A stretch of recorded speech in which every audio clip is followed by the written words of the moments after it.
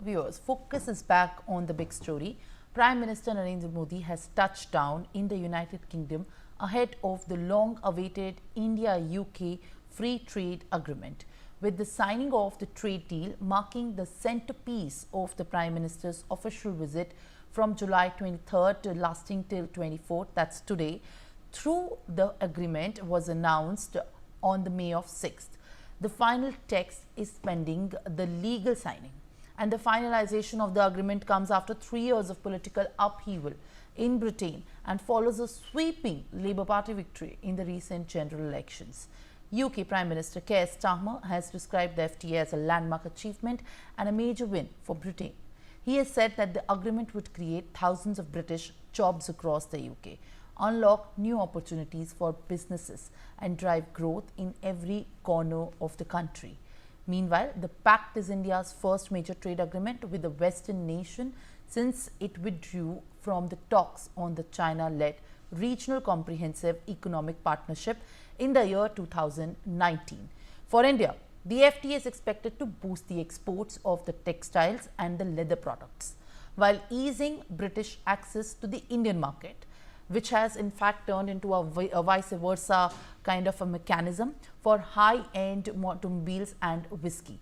According to India's Commerce and Industry Ministry, the FTA offers tariff elimination on approximately 99% of tariff lines, covering nearly 100% of the trade value. All right, joining me this morning, in fact, to speak on this very important subject, we're putting in focus is Mitali Nikor, senior economist, joining me at this point of time. I appreciate you, Mitali, for joining me this morning. Thank you very much for speaking to us.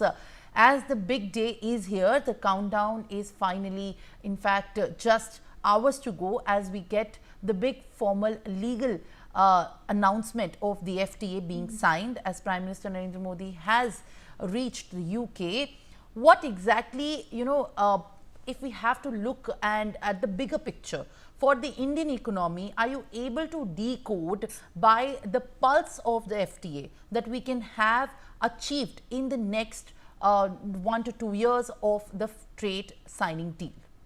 No, absolutely. I mean, I think this is a major achievement for the Indian economy, for the Indian administration, and for the Indian embassy in the UK, which has been actually leading the efforts of negotiating this agreement and of talking to the British administration. I think the first thing we have to understand is how difficult it is to really hammer down the details of such a deal, because the capacity of the Indian side is, it cannot be compared with the British side. On the British side, you have a number of trained economists who have been doing this kind of comparative trade advantage analysis for decades, and the Indian side has been doing that only recently. So I have been speaking to a lot of friends actually who are working in this area and who are supporting the Indian government, and it has taken really a lot of us economists to come together and provide that support to the government and to make this deal. So I think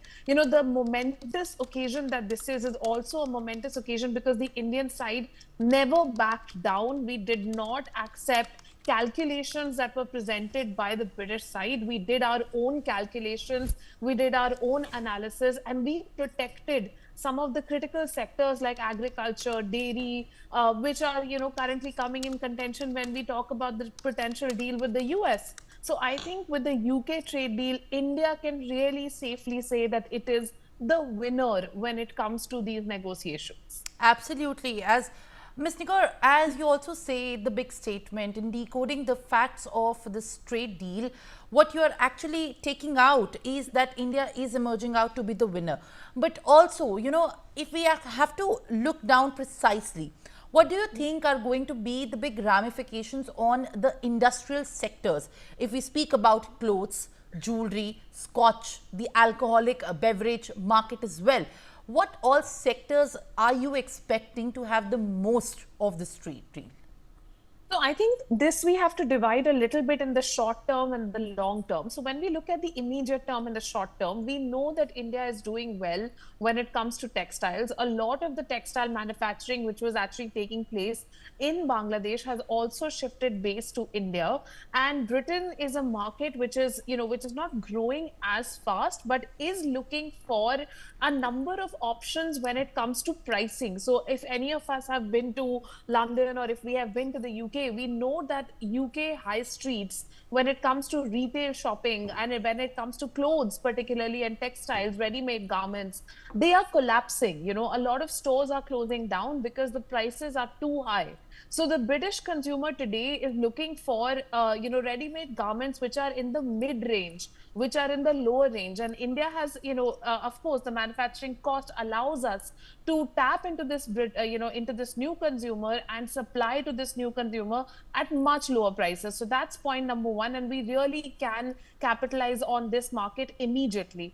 The second sector, which I really think can benefit almost immediately, is gems and jewelry, because we can see that, gems and jewelry is one sector in which we have a competitive advantage, whether it comes to Rajasthan, whether it comes to Gujarat, whether it comes to even the southern states. These are states which are producing, gems and jewelry, which is very palatable to the global consumer at a very low rate. So again, that mid-range segment of the consumer in the UK, which is not able to afford a fine jewelry anymore, but is looking for that mid-range product, is something where India can come in immediately. And if we look at the longer term, we have to move away from these retail sectors in the short term. But when we look at the longer term, we have to look at technology, we have to look at pharmaceuticals.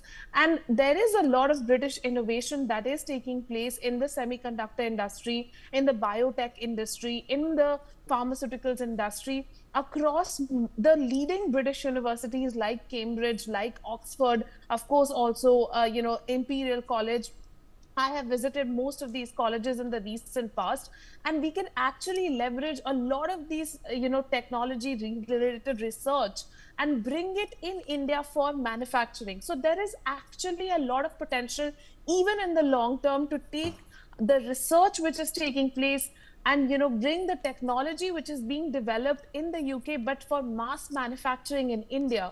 And that gives both the economies a huge impetus, a huge boost. So I think that in the longer term, as long as the terms of the deal continue to be dealt with fairly, as long as we do not forget that we are not a colony of the UK, but we are now a country with a massive market and with a massive potential to offer to the UK, and we work on equal terms, the deal can be extremely beneficial for both countries. Very rightly said, in fact, Mitali, as you're putting the focus on